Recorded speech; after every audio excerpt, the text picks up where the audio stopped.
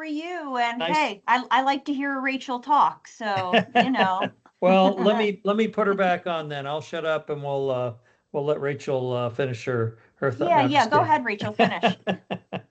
No, no, no.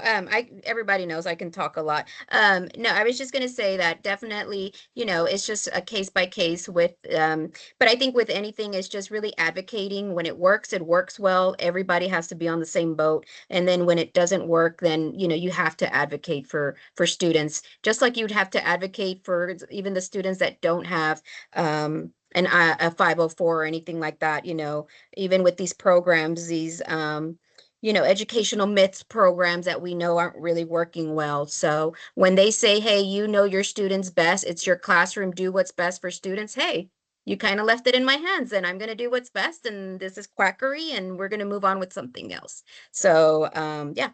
All right. Thank you, everybody. Amanda and I appreciate all of y'all's feedback and stuff. Thank you. Thanks. Thanks. Well, let me speak to the other Rachel now. Welcome again, and nice to see Hey, you. I guess it's been a year. it's been You a joined my year, almost class. exactly. Yeah. Yeah, yeah. So anyway, thank you so much for doing this again. I promise I won't make you do it for 3 years in a row. We're going to record this one, and this is going to Sure. be perfect. This is going to capture everything about your views on I'm pseudoscience and all I'm gonna that. say all of the most amazing stuff. Yeah, yeah, There you yeah, go. No pressure. No yeah. pressure. Yeah. Yeah.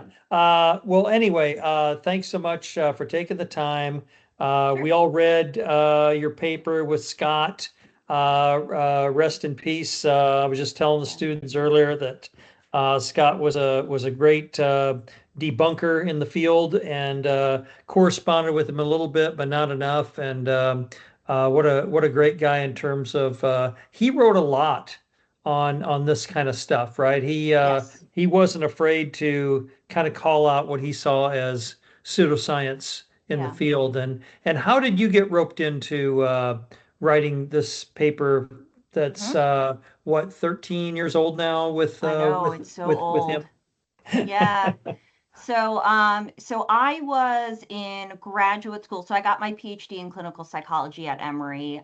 Scott was actually not my PhD mentor. He taught one of my, it's actually funny. I told him this. I had no idea who he was. He was actually a pretty big name in psychology.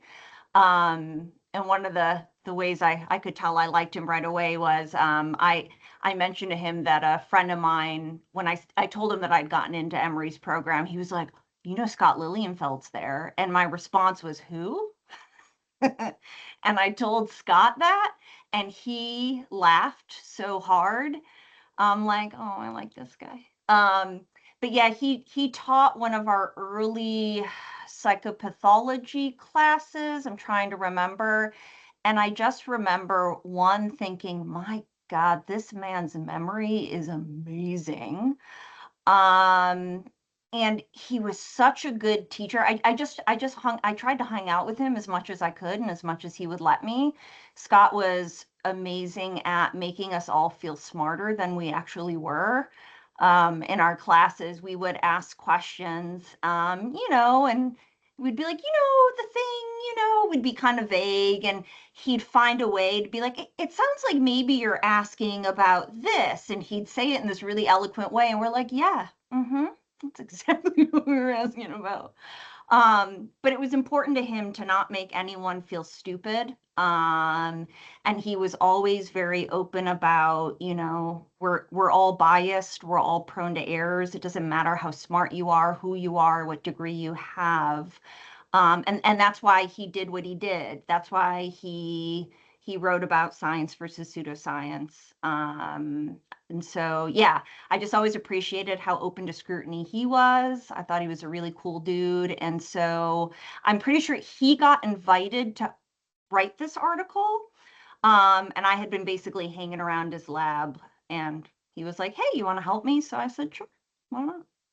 And Randy Floyd was the editor who gave the invitation, I think. And I've known Randy for years. And Randy's also another person who, in the field of school psychology, has always been interested in sort of calling out things, so to speak, in terms of things that are Yeah, probably getting too much press without enough support. So yeah, yeah. that's great. So what was your role in the paper? Did you Hmm? have to do some digging here and there, or what was your role? Yeah, it's so Scott's approach to writing papers was he would always sort of do an initial he would sort of sketch out an initial outline in collaboration with whoever was going to work on the paper. So it was Scott, myself, and McCall who all met.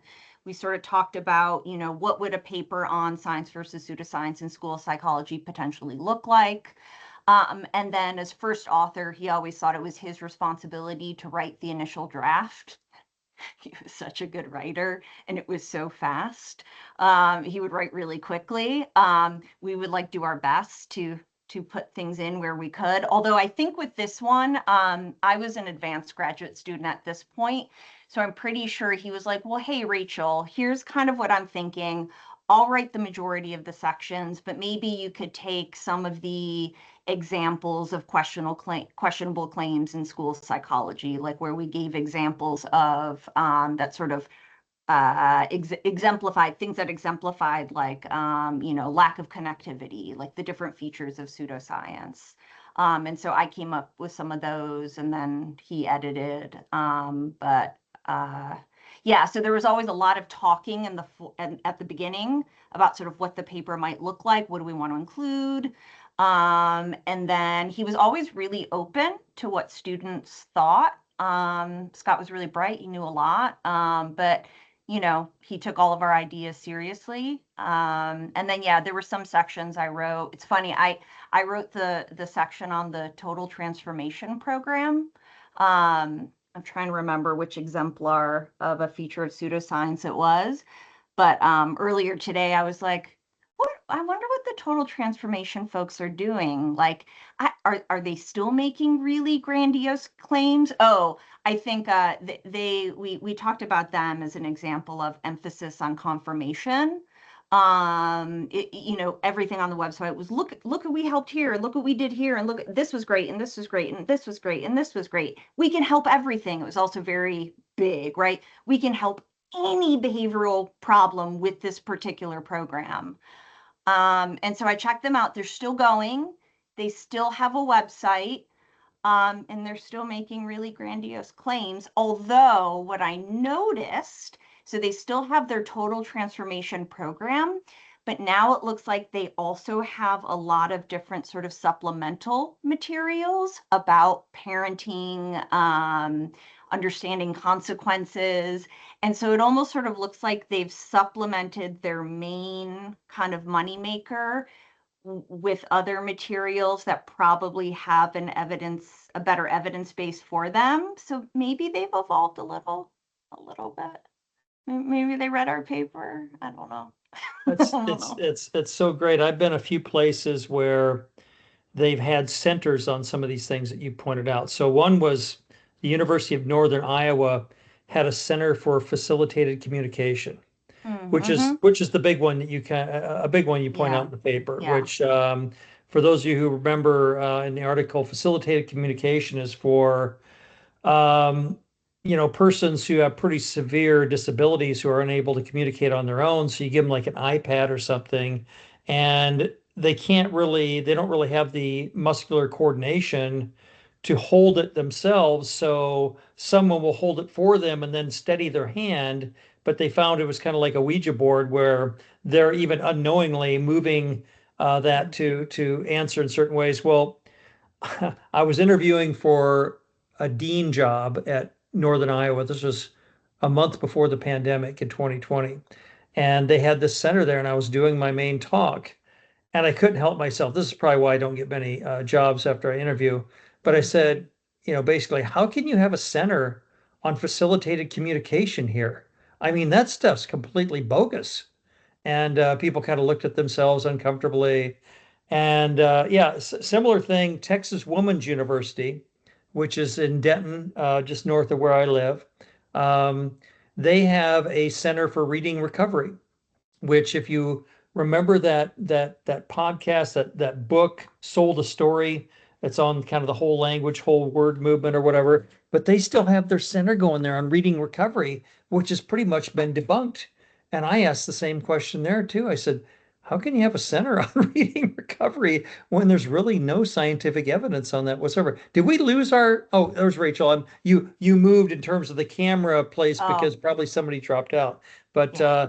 anyway, yeah, kudos to you and your co-authors for pointing that out. We were just talking earlier about, this kind of goes well beyond just a target for school psychologists, right? I mean, that's what the article, but we're talking about, like, of course, teachers should be sort of taught this stuff about critical scientific thinking, a scientific approach. And I mean, when it comes right down to it, who shouldn't learn this stuff? This should probably be part of the core curriculum for most undergraduate universities, right? I mean, I uh, agree. I even agree. high school kids, if you're targeting kids who aren't on a track to go to a college or university, they should be given some of this because we were mentioning earlier, like, people go to the mechanic, people Hmm. hire a contractor come into their house. How do you not get swindled? Right, You've got to have some of this awareness, some of this knowledge right. so that you're not taken advantage of all through your life. And that's Yeah. critical thinking, right? For lack of a better term. For sure. Yeah. I mean, I think instead of talking about science versus pseudoscience, right, we could just talk about preparing people to evaluate claims, right? And identify claims that are questionable, right? Yeah, I agree. I mean, I'd like to see this stuff all over the place. Maybe you guys will all be the ones to disseminate, right, the importance of we all have to think critically about all things, right? And I think especially you guys, I imagine you guys have talked about this in the class already, right? But especially with social media, right? Constantly pushing what they think we want to hear at us. I mean, social media platforms and really just the internet in general, not just social media, right? These are like confirmation bias engines. They want to make you happy, even AI, right? Like I have some colleagues who are doing work in the AI space, and they talk about how AI wants to make you happy. I mean, it's not really a human, but right, like it wants to please you. And so we are surrounded by things that are giving us what they think we want to hear, which makes it more and more difficult to think critically because we're all human. Like it feels good to be told that what we initially thought was right. It feels good to know that, oh yeah, someone else thinks what I think, right? And so I think thinking critically is going to get more and more difficult for all of us. Yeah, and Yeah. you're so right with the large language models and the algorithms that they use, especially something like Facebook. I mean, Mm-hmm. Facebook's sole purpose is to try to provide you content so that you spend as much time on Facebook as possible. Mm-hmm. They send you alerts. Hey, keep Mm-hmm. checking. There might be an alert. Someone Mm-hmm. wants to contact Mm-hmm. you, and you check, and it's like, no, that's not Mm-hmm. really an alert. Mm-hmm. But if you click on a few videos, if you watch a few things, Yeah. they're paying attention. They're Oh gathering yeah. that information, and Oh their yeah. job is to say, for example, that I'm extremely conservative, that I'm a big supporter of our current president. They're going to continue to send me videos and news clips that confirm any biases that I might have, Yes. as opposed to, oh my God, we need to correct Dan. He's not really considering the truth here. Let's continue to feed him stuff that Mm-hmm. makes him watch longer and read longer so that he sees more ads and we make more money. Oh yeah. Facebook is Yeah. amazing. Facebook has my number. Facebook knows me. Oh It is yeah. actually kind of scary the degree to which Facebook knows me. I mean, I'll get all these ads about things that I might want to buy, and guess what? I want to buy all of them. All of them. Um, and and we have to remember, like, it's really, if we think about sort of basic behavioral principles, right? It's really reinforcing to be fed sort of what confirms our beliefs, right? It So, feels right, you good. click on a video, on some level, Facebook assumes you agree with it, and then it feeds you more. and to see sort of like another video or another news article that's consistent with maybe something we're already thinking, it feels good. See, these guys agree too. So it's a minefield out there. Yeah, absolutely. There was a professor in business here telling me a year ago that Amazon now has such accurate prediction models that they will be holding somewhere items that they predict you will be ordering in the next few months, that they don't even wait. They know that you're going to buy like a new bicycle or a new microwave or whatever, and Yeah. it's stored there with your name on it. They're just ready to ship it off. Yeah. That's how much, your phone is constantly listening to you. Your computer is constantly listening to you. They see all of your behaviors back and forth. Everything's connected. And yeah, I mean, this is a very long-winded saying of that the confirmation bias problem out there is not getting better. It's getting much worse due to Yeah. all the social media analytics and things like that. Yeah. Yeah, yeah. Well, and groupthink getting worse too, right? I mean, you're on these social media platforms and you feel pressure, right, to sort of agree with what other people are saying, to sort of pile on. I mean, and to be fair, I don't think social media is an entirely bad thing. I really don't. I think there are good things, and frankly, I've bought some stuff that I actually really like thanks to Facebook telling me I should buy it, right? But yeah, I mean, I think there are small ways we can all sort of help to cultivate a more intellectually humble humanity, right? Like I do clinical work, right?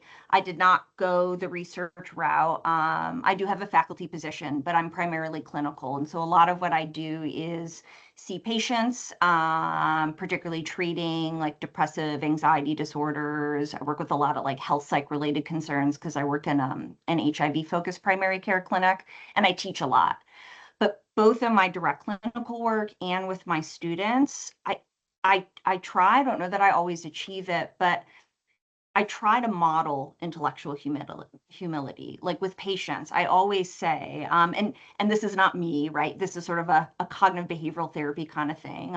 I tend to practice from a cognitive behavioral perspective, but I always tell patients, I know some stuff about mental health, but you're the expert in you, and so I'm going to rely on you to give me feedback here, right? I'm going to come up with hypotheses based on what we discuss, based on what I observe about what will be most helpful for you, but I can get things wrong. Sometimes I may think something is connected and it's not, right? And so I want you to give me feedback if you think that what I think doesn't seem quite right. And so I try to model humility there. And even with my students too, I will be honest, it doesn't feel good to be challenged and not have the answer. I even feel every time I do this, Daniel, I feel nervous because I'm like, oh gosh, am I going to have something good to say? And then I'm like, no, I'm going to do it anyways because you always learn something new and you don't have to have all the answers. But I tell my students, like, look, whatever workshop I'm giving or lesson I'm giving, I'm going to do the best I can, but please challenge me. And if I don't know the answer, I'm gonna write it down. I'm gonna try to figure it out, and I'll get back to you. But I try to model that it's okay to not know. I sometimes question myself, like mid talk, like you know what? Let me stop myself. I don't. Is that correct? What do you guys think? So I really try to model the importance of taking a step back and questioning ourselves in everything that I do, because I think it's important. Yeah, I think you've hit on many of the folks in this class are teachers or have taught at Yeah. some point in their career. And one of the greatest fears of beginning teachers is that they won't be viewed as being an authority. They won't be viewed as having the subject matter expertise, that they're going to come off as a fraud, as an imposter, and Yeah. that makes them very, very nervous. But what you're talking about, having a sense of humility and being realistic and being able to question yourself and things like that, that's not seen that often. And I imagine in your clinical experience you have a lot of folks that come in probably almost with a diagnosis, right? And they want you to confirm it. That like, Hmm. hey, I've been reading some stuff, I've been Hmm. watching some videos, I think it's going to be this, please confirm that for me. How do Mm-hmm. you handle folks that Yeah. come in and they're bringing with them some of this pseudoscience that they've been exposed to? Yeah. Yeah. This actually, so this does come up a lot, and I always start from a place of curiosity. I try to be respectful, right? Like, m- people are just trying to get by. People are just trying to figure stuff out, live their lives, right? And so, and again, it doesn't matter how smart you are, you can believe something that's bunk. And so, and a lot of my patients are in a lot of distress, have had a lot of really terrible things happen to them, and they're looking for answers. The thought of having an answer itself brings down distress. So I always start from a place of curiosity and say something like, okay, help me understand what made you start to think that this is what was going on. And I always start there. And then ask more questions, ask more questions. Interesting. I could see how you would see that. I think about this a little bit differently. But it's always starting from a place of curiosity and sort of just respecting someone's humanity, and that we're, like I said, we're all trying to do the best we can and mitigate distress, right? This actually comes up a lot with HIV medication. There's still a lot of understandable mistrust of medicine and science among individuals living with HIV. And it's not uncommon that someone will get referred to me because they're not taking their HIV medication.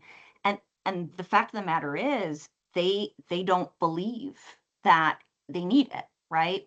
Or someone else who they identify with, right, has said that no, actually there's an herbal cure here. Like, you can take this herbal cure and that will cure your HIV, right? There's a lot of pseudoscience still out there around HIV and purported cures.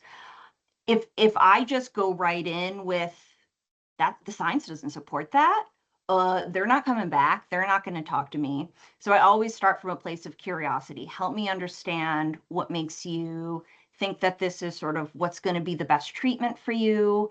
Help me understand what your concerns are about what your doctors are recommending.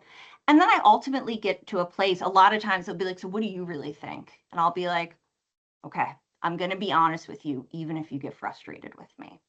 And I also tell them, and I also understand that, you know what, you might decide to take the herbal remedy anyway, and you get to do that, right? That's your prerogative. If you ultimately decide that you don't want to take your HIV medication and you want to do this particular diet instead, you know what? I'm going to respect your decision to do that. But I hope that you'll at least be willing to have some conversations with me about it. So it's a very sort of gentle approach of sort of validating somebody's views, trying to understand, trying to approach it in a curious way, and then slowly trying to see if they'll consider other more evidence-based ways of seeing something. I have to say it seems to work okay. It doesn't work with everybody. I don't think we can change everybody's mind.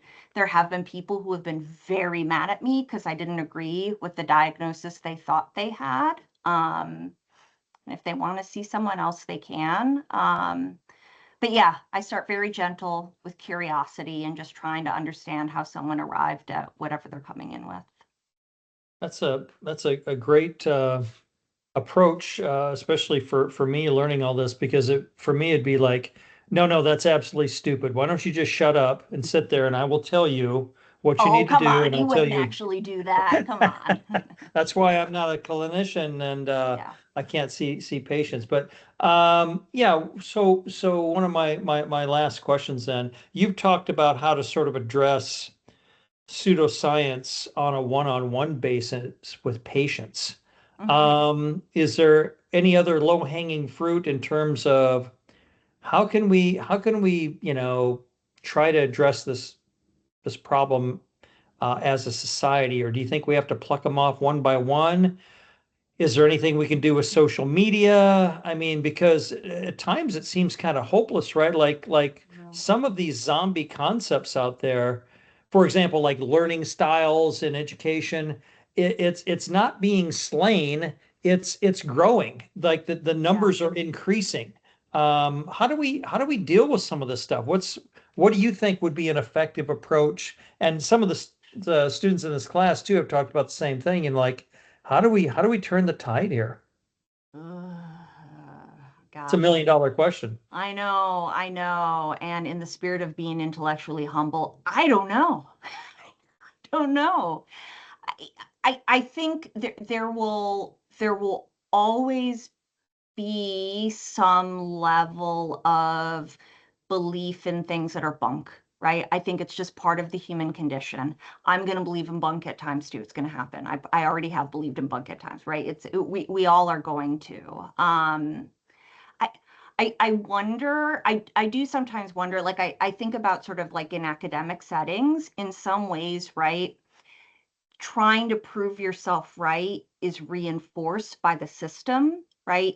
In order to get promoted, right, you have to have like a particular focus, and you have to publish on a particular area, and you have a theory, and you want that theory to be proven correct, because right, then you get invited places, people are more interested, and so I wonder if there are ways to create incentive structures that sort of incentivize being curious, trying to prove yourself wrong, right? Maybe some of that could be helpful. I suppose in a small way, I try to do that with my patients and my students too. I get super excited when they're like, I disagree with you. I'm like, yes, you should disagree with me. Let's go. So maybe there are ways to create incentive structures for considering alternatives, for being skeptical. Um, but I don't know. I don't know if it's Yeah, possible. it reminds me of Stephen Hawking after he, creates the great theory or whatever, everyone's congratulating, like what's next or whatever. Well, I'm going to spend the rest of my life trying to prove that it's wrong. Hmm. And if we had more people like that who come up with something that's embraced by the public, and Hmm. instead of like sticking your chest out and saying, "Okay, and invite me to do talks and let's have the money roll in," if you could Yeah. instead say, "You guys talk about it all you want, see if it works out there. I'm gonna be out here testing, do my Hmm. darn best to see if I can prove it Hmm. wrong." That Yeah. would be great. Not Yeah. not many folks out there like that. Maybe we need counter influencers who are all about like, there's a lot of stuff I don't know, right? Like I'm already starting from a place of I'm probably wrong, right? Yeah. I've heard people talk about, right? We in some ways, and I don't know that this is new. I think it's always out there, but there's a crisis of certainty. Maybe we need to do whatever we can to just normalize and make okay, right? Uncertainty. Life is uncertainty. Um, so Certainly within the realm of education and trying to yeah, solve education's age-old problem of how do we ensure that every kid out there has equal success yeah, and all that, and people are very uncomfortable with the what I think is probably a more accurate answer that that's probably not going to happen. And that just seems like, you're against everything with regard to yeah. equality and all that. But yeah, it's a tough pill to swallow for folks. Well, Rachel, I want to be respectful of your time. Sure. It's 7:45 your time. You probably have to get some sleep before you Yep. go into work tomorrow. Yep. So I am Yeah. going to threaten to see you sometime. I'm in Atlanta next, and I owe you Yes, now please do. Please multiple do. multiple Yeah. drinks or whatever we'll do Any when of we get y'all, if together. you're in Atlanta, let's hang out. Seriously. Yeah. Who Sounds knows? Maybe great. I'll buy you something cool off of Facebook. Sounds great. Well, thank you so much. It was nice to see you again. Have a Yeah. great evening. Nice Thank to you so meet you much. all. Thank you for being teachers. Gosh, we need good teachers out there.